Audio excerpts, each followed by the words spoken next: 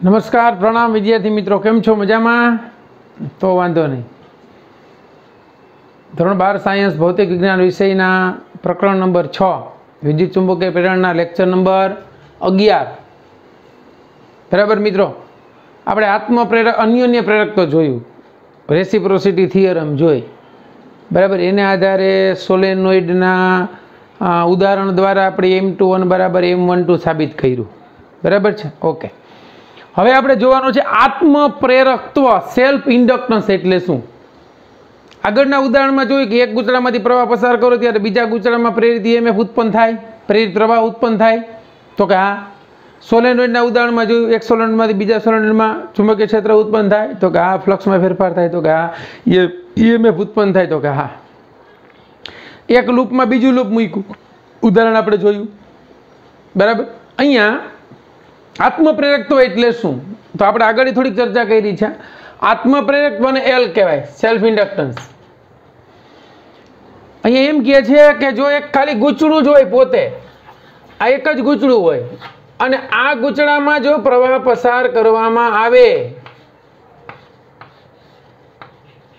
આ રિવોસ્ટેટ છે પ્રવાહમાં ફેરફાર કરવા માટે, તો અહીંથી પ્રવાહ પસાર થાય એટલે આની ચુંબકીય ક્ષેત્ર રેખાઓ આમાં હોય અને પોતાની ક્ષેત્ર રેખાઓ આમ બંધગાળાઓ રચે એટલે પોતાની સાથે સંકળાય, એટલે પ્રવાહમાં ફેરફાર કરતા આ ગૂંચળાની પોતાની સાથે સંકળાયેલું ફ્લક્સ જે છે એમાં ફેરફાર થાય એટલે પ્રેરિત EMF ઉત્પન્ન થાય।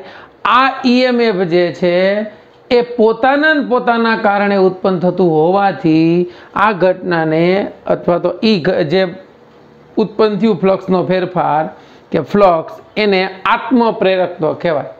ઓલું અન્યોન્ય એકને કારણે બીજામાં થતું, આમાં પોતાના લીધે જ પોતાનામાં ચેન્જ થાય છે। તો એમ કહી શકીએ કે જો ગૂંચળાના આટાની સંખ્યા n હોય તો પસાર થતો પ્રવાહ I હોય અને I હોય તો ગૂંચળા સાથે સંકળાયેલું ફ્લક્સ, તો ગૂંચળા સાથે સંકળાયેલ ફ્લક્સ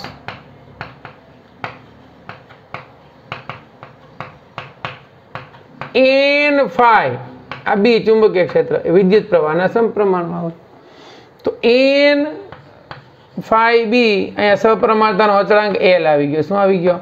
એટલે L is equal to n phi b by I, બરાબર સમજો। આ જે મળ્યું આપણને એ ગૂંચળાનું આત્મપ્રેરકત્વ, સેલ્ફ ઇન્ડક્ટન્સ। આત્મપ્રેરકત્વ પ્રવાહ ઉપર આધારિત નથી, યાદ રાખજો। શું કામ? પ્રવાહ વધે તો ફ્લક્સમાં ફેરફાર થાય, ફ્લક્સ વધે, પ્રવાહ ઘટે તો ફ્લક્સ ઘટે, માટે એની ઉપર આધાર રાખતું નથી, આટાની સંખ્યા ઉપર આધાર રાખે છે, એના પરિમાણ ઉપર આધાર રાખે છે। ક્લિયર? ચાલો, તો આ આત્મપ્રેરકત્વ L નો એકમ આપણને ખબર જ છે ભાઈ, એ અદિશ રાશિ છે, એનો એકમ એક હેનરી છે, બરાબર। હવે અહીંયા આપણે આગળના ઉદાહરણમાં જોયું હતું એમ જોઈએ તો શું થશે જુઓ, n phi b is equal to Li છે, આનું વિકલન આપણે કર્યું હતું, મેં તમને ત્યારે સમજાવ્યું હતું, d phi b by dt is equal to L into di by dt। અન્યોન્ય પ્રેરણની જેમ જ જો ગૂંચળામાં બીજો ફેરફાર ન થતો હોય તો ફ્લક્સના ફેરફારનો દર એ વિદ્યુત પ્રવાહના દરના સમપ્રમાણમાં હોય, તો અહીંયા આના બરાબર ફેરાડેના નિયમ મુજબ -E થાય, di by dt થાય, તો આત્મપ્રેરકત્વ L is equal to, આ વ્યાખ્યા આપણે જોઈ હતી પણ બે ગૂંચળાના સંદર્ભમાં અન્યોન્ય પ્રેરણના સ્વરૂપમાં જોઈ હતી, આ આત્મપ્રેરણના સ્વરૂપમાં છે। તો અહીંયા મારે વ્યાખ્યા આપી હોય આત્મપ્રેરકત્વની તો શું આપી શકું કે જો કોઈ એક ગૂંચળાના પ્રવાહના ફેરફારના સમય દર દીઠ ઉદ્ભવતા પ્રેરિત EMF ને ગૂંચળાનું આત્મપ્રેરકત્વ L કહે। ગૂંચળામાં જે પ્રવાહ પસાર થઈ, પ્રવાહના ફેરફારના સમય દર દીઠ પ્રવાહના ફેરફારના એકમ સમય દર દીઠ, આમ તો દર એટલે છેદમાં આવી જ ગયું, એકમ સમય દીઠ લખો તો હાલ. એકમ સમય દીઠ ઉદ્ભવતા પ્રેરિત EMF ને આત્મપ્રેરકત્વ એલ કહે છે. આત્મપ્રેરકત્વનો એકમ આના ઉપરથી જો તેનો એકમ અન્યન્ય પ્રેરણા છે, વોલ્ટેજ ઇન્ટુ સેકન્ડ પ્રતિ એમ્પિયર. પારિમાણિક સૂત્ર અન્યન્ય પ્રેરણ જેવું જ છે, બરાબર છે. તો આ વાત જે છે એ આત્મપ્રેરણની થઈ, આત્મપ્રેરકત્વની, બરાબર. આત્મપ્રેરકત્વ જે છે એ આપણે એની વ્યાખ્યા અને એકમ ને બધી ખબર પડી ગઈ, બરાબર. આનો એકમ આપણે બીજો લખવો હોય તો વોલ્ટેજ સેકન્ડ પ્રતિ એમ્પિયર લખો. આ ઉપરાંત આના ઉપરથી લખવું હોય તો એલનો બીજો એકમ થાય વેબર પ્રતિ એમ્પિયર. વેબર એટલે આપણે ટેસ્લા મીટર સ્ક્વેર પ્રતિ એમ્પિયર લખ્યું હતું. ટેસ્લા એટલે ન્યૂટન પ્રતિ ampere into metre, metre square પ્રતિ એમ્પિયર, મીટર મીટર કેન્સર એટલે જૂલ પ્રતિ એમ્પિયર સ્ક્વેર. ફરી પાછું આત્મપ્રેરકત્વ એલનું પારિમાણિક સૂત્ર આવી ગયું, આપણે આગળ લખ્યું હતું એ જ, M1L2 T-2 A-2. બરાબર બાળકો? તો આ વાત થઈ આત્મપ્રેરકત્વની. ઓકે, ચાલો એટલું જોઈ લ્યો. પછી આપણે ગૂંચળાના આત્મપ્રેરકત્વનું સૂત્ર તારવીએ. ઓકે બાળકો, હવે આપણે અહીંયા સોલેનોઇડનું આત્મપ્રેરકત્વ, જો આ 2 માર્ક્સમાં પૂછે તમને, સોલેનોઇડના આત્મપ્રેરકત્વનું સૂત્ર તારવો.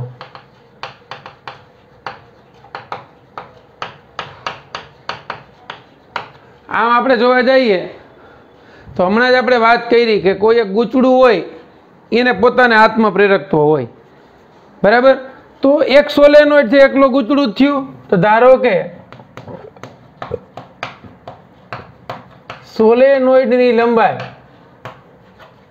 ધારો કે સોલેનોઇડની લંબાઈ L છે,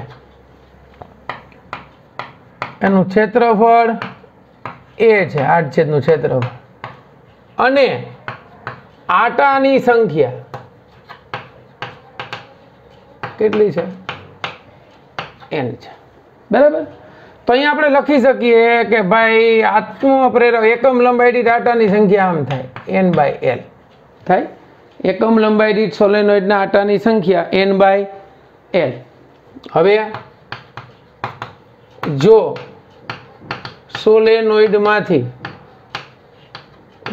સોલેનોઇડમાંથી I જેટલો પ્રવાહ પસાર કરવામાં આવે, કેટલો?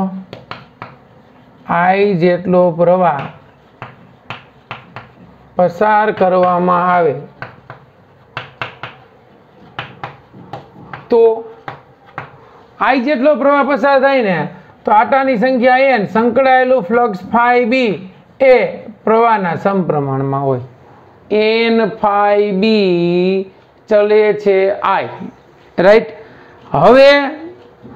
હવે અહીંયા આપણે શું લખ્યું તો કે N/B is equal two Li. આપણે આત્મપ્રેરકત્વનું સૂત્ર તારવવું છે તો L is equal two N/B એના છેદમાં I. રેડી? હવે તો કે N બરાબર N ઇન્ટુ L થાય તો કે હા. φB ફ્લક્સ ફાઈ એટલે એનું ચુંબકીય ક્ષેત્ર અને એનું ક્ષેત્રફળ. તો સોલેનોઇડનું ચુંબકીય ક્ષેત્ર તો આપણને ખબર છે μ0 N I, અને આડછેદનું ક્ષેત્રફળ એ થઈ ગયું. પૂરું. આપણી પાસે આ ફાઈની કિંમત છે, આ N ની કિંમત છે, એ બધી કિંમત આમાં મૂકો છે તો N is equal two N એટલે NL, φB એટલે μ0 N I એ એના છેદમાં I કેન્સલ એટલે આત્મપ્રેરકત્વનું સૂત્ર મળ્યું μ0 N² AL. યાદ રાખજો, આ સોલેનોઇડનું આત્મપ્રેરકત્વ પૂછે તો આ થાય. હવે અહીંયા N ની કિંમત મૂકો તો N ની કિંમત આવી થાય N²/L², A into L, LL cancel. તો સોલેનોઇડનું આત્મપ્રેરકત્વ જો તમને એકમ લંબાઈ દીઠ આટા ન આપ્યો હોય, સીધી આટાની સંખ્યા આપી હોય તો આમ હાલે μ0 N² A/L. બરાબર. આ થઈ ગયું સોલેનોઇડનું આત્મપ્રેરકત્વ. આ માધ્યમ હવા હોય ત્યારે જો મ્યુ પરમિએબિલિટી વાળું માધ્યમ હોય, म्यू परमिएबिलिटी वाळું माध्यम હોય तो આપણને ખબર છે म्यू ની જગ્યાએ μ0 μr મૂકવું પડે તો આત્મપ્રેરક તો L બરાબર μ0 μr n² L અથવા તો μ0 μr n² A/L. રેડી? હવે ધ્યાન આપજો એક વધારાનું નેક્સ્ટ ચેપ્ટરમાં આવશે ઇન્ડક્ટર. ઇન્ડક્ટર બરાબર, જેમ અવરોધ આવે ને એમાં ઇન્ડક્ટર આવે. વાહક તારને છે ને અવરોધ હોય, એમાં જે ગૂંચળું છે ને ગૂંચળું એને ઇન્ડક્ટન્સ હોય. શું હોય? આ એને ઇન્ડક્ટર કહેવાય. ઇન્ડક્ટરની વ્યાખ્યા તમને આપી દઉં. પરિપથનો, બરાબર સમજજો, પરિપથનો જે ઘટક આત્મ પ્રેરકત્વ ધરાવતો હોય, પરિપથનો જે ઘટક આત્મ પ્રેરકત્વ ધરાવતો હોય તેને ઇન્ડક્ટર કહે છે. પરિપથનો જે ઘટક અવરોધ ધરાવતો હોય, બરાબર, આ અવરોધ ને અવરોધકતા ને આપણે જોયું હતું. તો આનો એ છેડો હતો, આનો બી છેડો હતો, આના બે છેડા વચ્ચેના voltage V of AB is equal two આપણે લખ્યા હતા IR. આમાંથી પસાર થતો પ્રવાહ I હતો, અવરોધ R. તો ઇન્ડક્ટરમાં આ ઇન્ડક્ટરની સંજ્ઞા છે. જે છેડેથી પ્રવાહ દાખલ થતો એને ધન કહેવાનો, બહાર નીકળતો એને ઋણ કહેવાનો. આ ઇન્ડક્ટર L છે. આ ઇન્ડક્ટરનો એ છેડો છે, ઇન્ડક્ટરનો બી છેડો છે. ઇન્ડક્ટરમાં ઉત્પન્ન થતા આત્મ પ્રેરિત EMF ને બરાબર સમજજો. ઇન્ડક્ટરમાં ઉત્પન્ન થતા આત્મ પ્રેરિત EMF નું બીજું નામ છે back EMF. Back EMF. Back એટલે શું કામ? હંમેશા ઓપોઝ જ હોય. ફ્લક્સમાં વધારો હોય તો એ ઘટાડો કરે, ઘટાડો હોય તો વધારો કરે, એટલે બેક EMF કીધું. પરિપથનો જે ઘટક આત્મ પ્રેરક ધરાવે એને ઇન્ડક્ટર કહેવાય. જે છેડાથી પ્રવાહ દાખલ થાય એને ધન, જેથી બહાર નીકળીને ઋણ. તો આના બે છેડા વચ્ચેના વોલ્ટેજ V of AB અથવા તેનું EMF કેવું હોય તો કહી શકીએ E is equal two -L into di/dt. કારણ કે આમાં સમય સાથે બદલાતો જતો પ્રવાહ છે. ઇન્ડક્ટરની અંદર જેમ જેમ પ્રવાહ વધશે એમ ફ્લક્સનો ફેરફાર વધશે તો એનું EMF L di/dt થશે. આ પ્રેરિત EMF E જેના વોલ્ટેજ થઈ ગયું. એટલે બે છેડા વચ્ચેનો વિસ્થિતિમાનનો તફાવત ઇન્ડક્ટર માટે લખવો હોય ને તો L ઇન્ટુ di/dt લખવાનો. અહીંયા આપણે લખતા હતા V બરાબર A. બીજા આપણે 7મા ચેપ્ટરમાં બધું આવશે. આ અવરોધ થઈ ગયો, ઇન્ડક્ટર થઈ ગયો, અને હવે આપણે બીજા ચેપ્ટરમાં ભણી ગયા કેપેસિટર. કેપેસિટરમાંથી જે પ્રવાહ આપણને ખબર છે સ્થાયી પ્રવાહ પસાર ન થાય. કેપેસિટરની આ પ્લેટમાં અંદરના વિસ્તારમાં વિદ્યુત ક્ષેત્ર સમાન હોય, એમાં સ્થાનાંતરિત પ્રવાહ ઉત્પન્ન થાય. આપણે 8મા ચેપ્ટરમાં જોશું. તો કેપેસિટરનો વિદ્યુત સ્થિતિમાનનો તફાવત આપણે C is equal two Q/V ઉપરથી લખવાનો. V is equal two Q/C. આ ત્રણેના વિદ્યુત સ્થિતિમાનના તફાવત આપણને ખબર પડી ગઈ. અવરોધ, ઇન્ડક્ટર અને કેપેસિટર. ઓકે, હવે આ જે સોલેનોઇડ છે આ ઇન્ડક્ટર, એટલે આમાં એનું ઇન્ડક્ટરનું સૂત્ર તાળ્યું ઇન્ડક્ટન્સનું. હવે આપણે એની ઉર્જાનું સૂત્ર તારવવાનું છે અને પછી એનું એક ઉદાહરણ છે ઉર્જા ઘનતા. બરાબર છે, એ જોઈએ. ચાલો એટલું જોઈ લ્યો.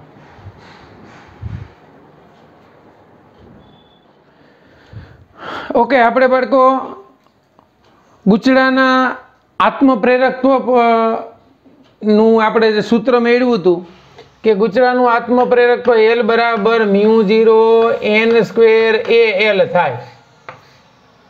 બરાબર.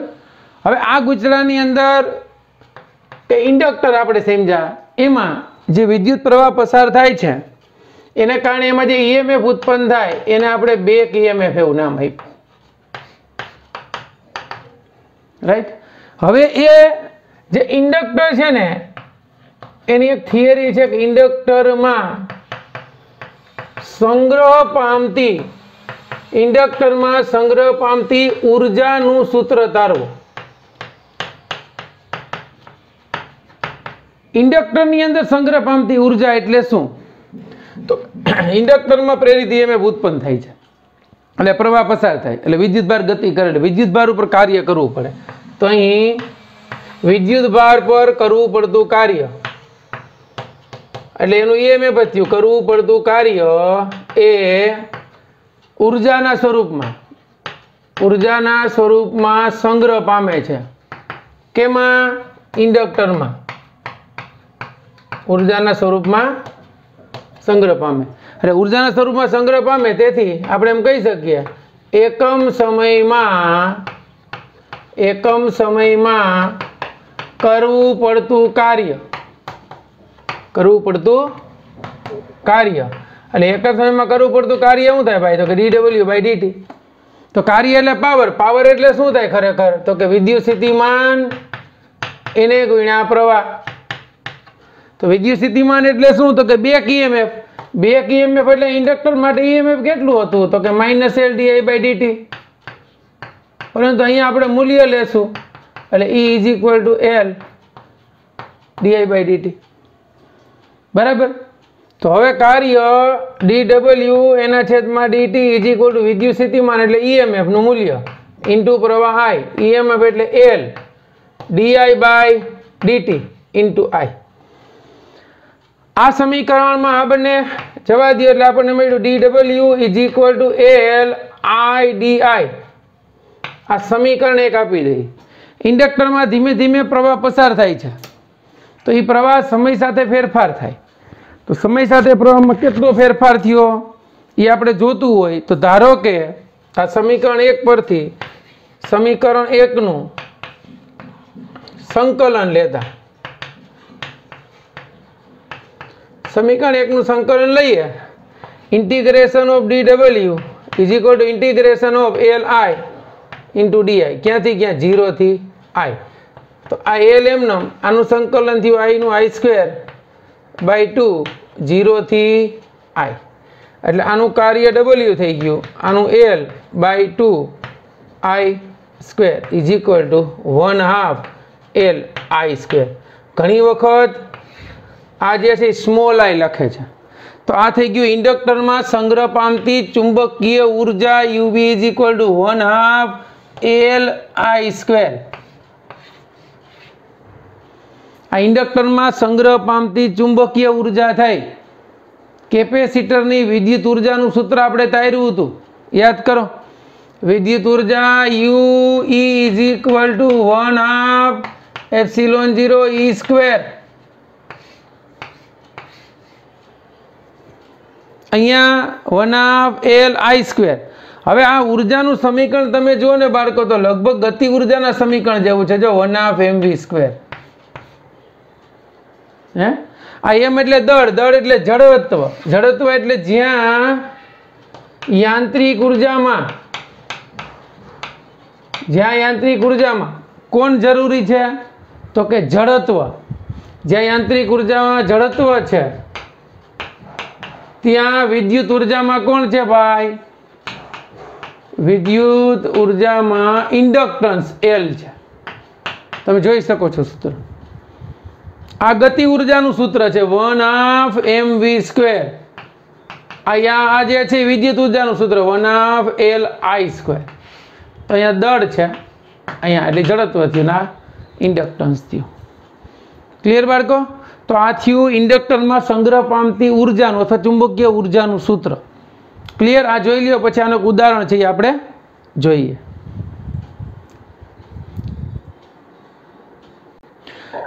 ઓકે, અહીંયા એક કેસ આપ્યો છે તમને, જો સરસ મજા આવે, દાખલામાં ઉપયોગી બને એવો છે કે બે ગૂંચળા છે, બરાબર? સમજજો. અને જો બંને ગૂંચળામાંથી પ્રવાહ પસાર થતો હોય, આ ગૂંચળું C1 છે અને આ ગૂંચળું C2 છે, બંને ગૂંચળામાંથી પ્રવાહ પસાર થાય તો આની સાથે સંકળાયેલું ફ્લક્સ જોતું હોય તો N1 ∅1 = અથવા તો કે ના તો કે એક તો આમાંથી પ્રવાહ પસાર થાય, એ ધારો કે I1 છે, આમાંથી પ્રવાહ પસાર થાય I2 છે. તો આનું પોતાનું આત્મપ્રેરક તો M1 કહું છું, પોતાની સાથેનું ઇન્ટુ એનો પ્રવાહ di1 અથવા તો I1 એના સમપ્રમાણમાં હોય પ્લસ અહીંયા શું લખશું M પહેલાનું બીજા વડે અહીંયા પ્રવાહ I2. હવે આ સમીકરણનું વિકલન કરીએ તો N1 dφ1/dt = M સમાંતર તો નહીં, પહેલાનું પહેલાની સાથે પ્લસ પહેલાનું બીજા વડે તો આ જે છે એને કહેવાય ફેરાડેના નિયમ મુજબ -E is equal two m 1 નું 1 ની સાપેક્ષે એટલે આત્મપ્રેરકત્વ થઈ ગયું, અને 1 નું 2 ની સાપેક્ષે એટલે અન્યોન્ય પ્રેરકત્વ થયું. એટલે આ આત્મપ્રેરકત્વ ને આપણે નિશાની ઓલી બાજુ લઈ જાય એટલે માઇનસ, એને કહી દેશું L -M12 di2/dt. તો આ સૂત્ર ક્યારે ઉપયોગી છે ભાઈ? તો કે બંને ગુચડામાં પ્રવાહ પસાર થતો હોય ને ત્યારનું આ સૂત્ર છે. ઓકે, ચાલો એટલું લખી નાખો.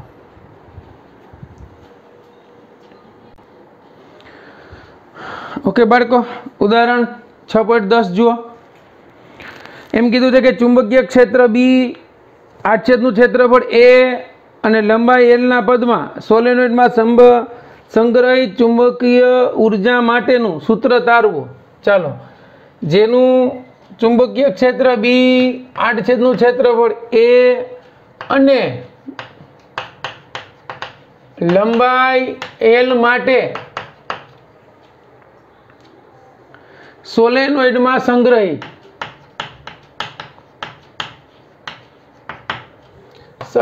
ઉર્જાનું સૂત્ર.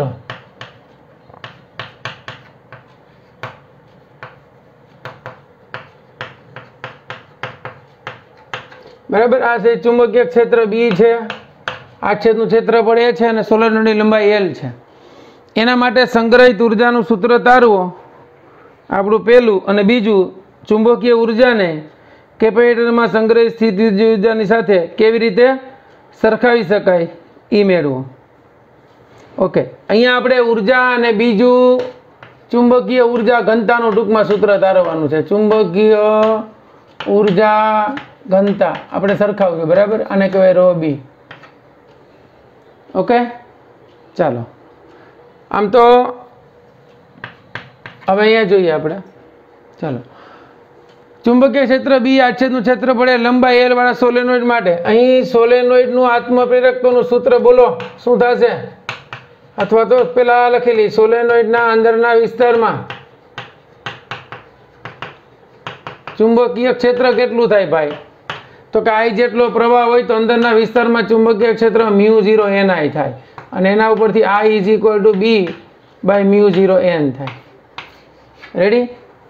તથા સોલેનોઇડનું આત્મપ્રેરકત્વ હમણાં જ આપણે જોયું. સોલેનોઇડનું આત્મપ્રેરકત્વ L is equal to μ0 n² Al. આપણી પાસે L, આપણી પાસે એક સૂત્ર એક કહી દો, આ 2. હવે આપણને ખબર છે, હવે સોલેનોઇડમાં સંગ્રહિત ઉર્જા બોલો. UB is equal two 1/2 LI². બધાની કિંમત મૂકી દો એટલે આ ચુંબકીય ઉર્જાનું સૂત્ર મળ્યું આપણને 1/2 L એટલે μ0 n² Al અને I² એટલે B² એના છેદમાં μ0² n² કેન્સલ, એક μ0 કેન્સલ, એટલે આપણને મળી ગયું B² Al એના છેદમાં 2μ0. બરાબર, આ ચુંબકીય ઉર્જાનું સૂત્ર મળ્યું. આ જ સ્વરૂપ છે આ 1/2 LI² વાળું. હવે તો કે આપણે ઉર્જા ઘનતા લખવી છે, તો ઉર્જા ઘનતાની વ્યાખ્યા શું છે?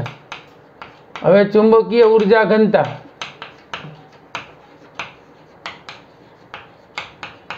એને કહેવાય ρ b. એની વ્યાખ્યા એકમ કદ દીઠ સંગ્રહિત અથવા એકમ કદ દીઠ ચુંબકીય ઉર્જાને ઉર્જા ઘનતા કહે છે.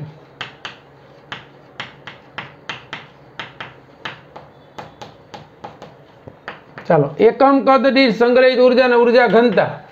એકમ કદ અહીંયા UB આવશે ને. ઓકે, ચાલો, UB તો આપણને મળી છે, કેટલી મળી જો? B² Al/2μ0, B² Al/2μ0. આ V એટલે કદ, કદ એટલે ક્ષેત્રફળ ગુણ્યા લંબાઈ, શું થશે? Al. આ કેન્સલ. તો આ ચુંબકીય ઉર્જાનું સૂત્ર મળ્યું B² ઉર્જા ઘનતાનું સૂત્ર મળ્યું. બરાબર. આગળ આપણે કદાચ ખોટું લખાઈ ગયું હતું, અહીંયા યુ ઈ આવશે. આ ચુંબકીય વિદ્યુત ઉર્જાનું સૂત્ર શું થશે? 1/cv² થશે. અને એની ઉર્જા ઘનતાનું સૂત્ર આપણે એવું લખ્યું હતું, 1/ε0E². રેડી? તો આ જે છે ને ઘણી વખત આ બંને સાથે હશે, કારણ કે આ આપણે વિદ્યુત ચુંબકીય પ્રેરણા જોશું એમાં બંને ક્ષેત્રો એકબીજા સાથે સંકળાયેલા છે. તો આમ તમે જોવા જાવ તો ચુંબકીય ઉર્જાનું સૂત્ર શું છે ભાઈ? તો કે ઉર્જા ઘનતાનું B²/2 μ0 છે. અને આ વિદ્યુત ઉર્જા ઘનતાનું સૂત્ર શું છે? 1/ε0E² છે. બરાબર છે.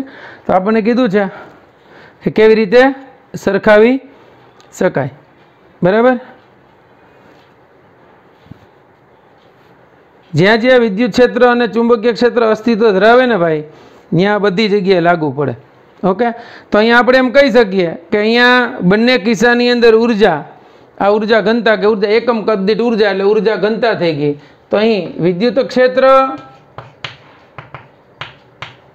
અને ચુંબકીય ક્ષેત્ર માટે ઉર્જા એ તેમની તીવ્રતાના વર્ગના સમપ્રમાણમાં છે. જો ઉર્જા એ એમની તીવ્રતાના વર્ગના સમપ્રમાણમાં છે. અહીંયા તમે જો તો જોઈ શકો છો કે ρ બી ચલે છે B² છે, બાકી અચળાંક. અને અહીંયા જોઈ શકીએ ρ ઈ ચલે છે E². એટલે આ વિદ્યુત ક્ષેત્રની તીવ્રતાના સમપ્રમાણમાં અને ચુંબકીય ક્ષેત્રની તીવ્રતાના વર્ગના સમપ્રમાણમાં. ઓકે. ચાલો રેડી બાળકો? હવે આપણો એક ટોપિક અને એક દાખલો બાકી રહ્યો છે, એક લેક્ચરમાં આપણે પૂરું કરશું. અહીંયા આપણો 11મો લેક્ચર જે છે પૂર્ણ કરીએ છીએ. બરાબર છે વિદ્યાર્થી મિત્રો? ઓકે. વ્યવસ્થિત રીતે ધ્યાન દઈને સમજજો, ન સમજાય તો પૂછજો, શરમાતા નહીં. ઓકે. ચાલો આ લેક્ચર અહીં સુધી રાખીએ છીએ. Best of luck.